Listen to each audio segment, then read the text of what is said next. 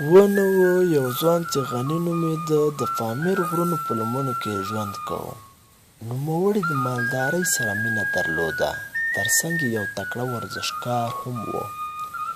غني یو بد عادت درلوده چې تل به یې دروغ ویل، ولې د دروغو د بدې نتیجې څخه ناخبره و. زه غني د ورزش او مالدارۍ سره مینه لرم. د جمناستیک ورزش کې مې څو میډالونه ګټلي. سرسخت رقیب مې عبدالله دی چې تل یې هڅه کړې ماته ماتې راکړي. 1 2 3 نن خو مې زړه ډېر تنګ دی. راځه د کلي خلکو سره یوه ټوکه وکړم. خو باید څه وکړم؟ باید سوچ وکړم.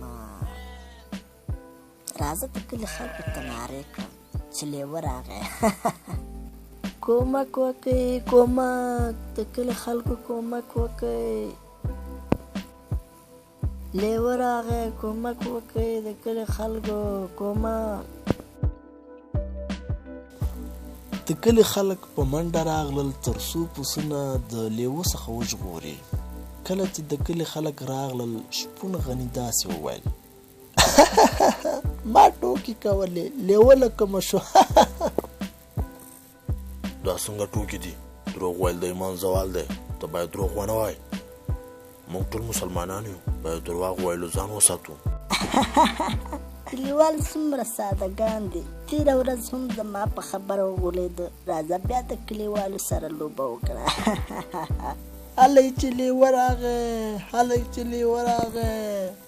د کلي خلک بیا د مرستې لپاره راغلل. شپون بیا په خندا شو او ویې ویل: تاسو څومره سادهګان یاستئ، ما خو ټوکې کولې. په درېیمه ورځ رښتیا هم لیوه راغی او په پسونو یې حمله وکړه. غني د لیوانو شړلو هڅه کوي. لیوانو په پسونو حمله کړه او ټول یې ووژل. شپون د کومک غوښتنه کوله، خو د کلي هیڅ شخص یې د کومک لپاره رانغی. هغوی فکر کاوه چې شپون د تل په څېر دروغ وایي. دوستانو، څنګه مو چې ولید دروغ ویل ناوړه پایلې لري، نو تل کوشش وکړئ رښتیا ووایئ.